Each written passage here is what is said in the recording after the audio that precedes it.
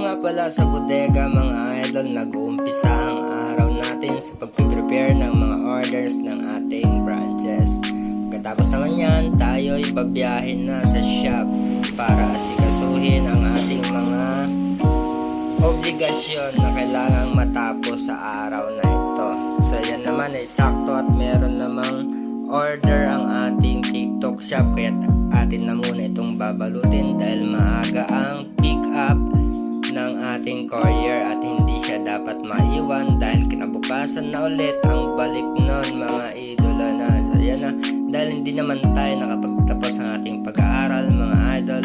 Ako po'y high school graduate lamang at hindi na nakapag-kolehiyo. Galing din ako mga idol sa pagko-construction, kaya't walang-wala itong mga ganito mga idol. Maning-mani ang pagod, although nakakaramdam pa rin naman tayo ng pagod talaga at sakit ng katawan, pero kung ikukumpara natin sa dating pagtatrabaho sa construction ay walang-wala yan mga idol. Tayo nagpapala, nagpupukpok, minsan naabot pa ng hating gabi ang pagbubuhos, kaya saludo tayo sa mga kapatid natin na mga construction worker.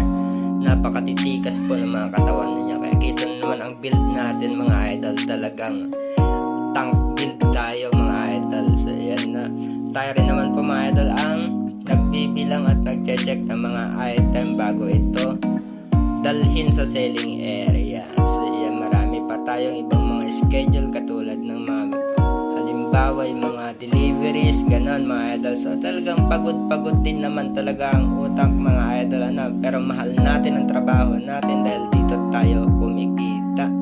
Kailangan nating magsipag sa trabaho, ano man ang iyong trabaho mga idol, sipagin nyo lagi, ibigay nyo yung best nyo sa trabaho para naman tayo'y laging merong sweldo na pagka kumita ang shop may sweldo, pag hindi kumita ang shop may sweldo pa rin naman, pero pagka nalugi ang shop sarado, wala tayong trabaho.